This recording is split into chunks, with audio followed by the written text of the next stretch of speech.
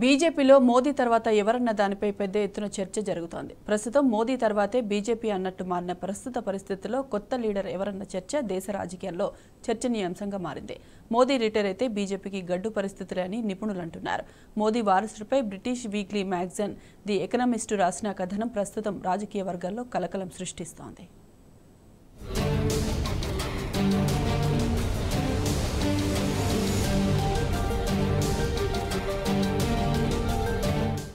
బీజేపీలో మోదీ తర్వాత ఎవరన్న చర్చ ప్రస్తుతం హాట్ టాపిక్ గా మారింది. ఇప్పటి వరకు పార్టీని అన్ని తానే నడిపిస్తున్న మోదీ తర్వాత వారసత్వాన్ని కొనసాగించేది ఎవరు అని ఢిల్లీ సీఎం కేజ్రీవాల్ లేవనెత్తిన ఈ ప్రశ్న తేనెతుట్టను కదిపింది. ప్రస్తుతం దేశీయ రాజకీయాల్లో ఇదే చర్చ ప్రధాన అంశంగా మారింది. రోజు రోజుకు మోదీపై ప్రజల్లో అసంతృప్తి పెరుగుతుందని, దీంతో మోదీ వారసుడు ఎవరన్న దానిపై బీజేపీలోనూ పెద్ద ఎత్తున చర్చ మొదలైందని British weekly magazine the Economist ఓ ప్రత్యేక కథనంలో రాయడం గందరగోళానికి దారితీసింది.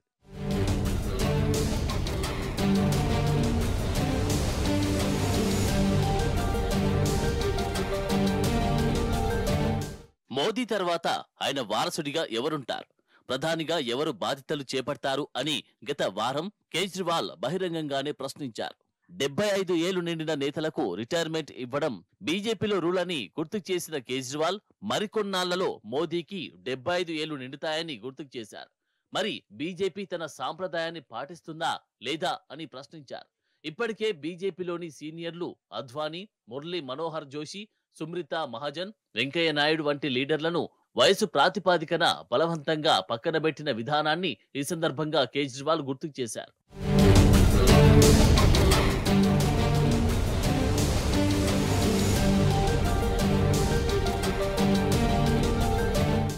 ఒకవేళ ప్రధాని మోదీ రిటైర్మెంట్ తీసుకుని ఇప్పటికిప్పుడు రాజకీయాలకు దూరంగా ఉంటే మిత్రపక్షాలు బీజేపీతో ఇప్పుడు ఉన్నంత సఖ్యతగా ఉంటాయా అనేది సందేహమే.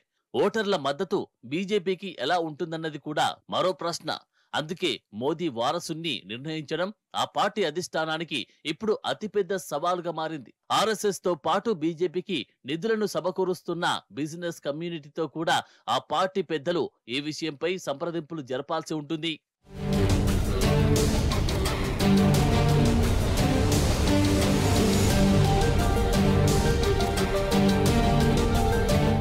మోదీ వారసుడిగా రేసులో అమిత్ షా ముందుంటారు. అయితే అమిత్ షాకు ప్రజల్లో కరిష్మా చెప్పుకోదగ్గ స్థాయిలో లేదు. యూపీ సీఎం యోగి ఆదిత్యనాథ్ కూడా ఈ రేసులో ప్రధానంగా కనిపిస్తారు. ఆదిత్యనాథ్ కు ఆర్ఎస్ఎస్ నుంచి మంచి సపోర్ట్ ఉన్నప్పటికీ బీజేపీలో ఆయన్ని వ్యతిరేకించే వాళ్ళు కూడా ఎక్కువే.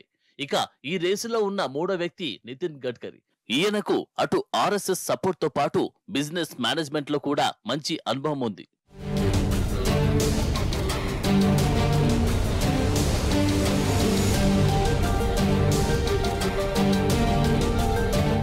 పార్లమెంటు ఎన్నికల ఫలితాల్లో బీజేపీ ఆశాజనక ఫలితాలు సాధిస్తే మోదీ రిటైర్మెంట్ ఉండకపోవచ్చు.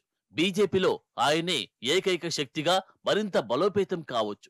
ఎన్నికల్లో బీజేపీకి నిరాశజనక ఫలితాలు వస్తే మోదీ రిటైర్మెంట్ పై చర్చ మరింత పెరుగుతోంది. అటు వారసుడి పీఠం కోసం పోటీ పెరిగి పార్టీలో వర్గాలుగా ఏర్పడవచ్చు. ఏమి జరిగినా రాబోయే రోజుల్లో బీజేపీకి ఇబ్బందికర పరిస్థితులు తలెత్తే అవకాశాలు కనిపిస్తున్నాయి.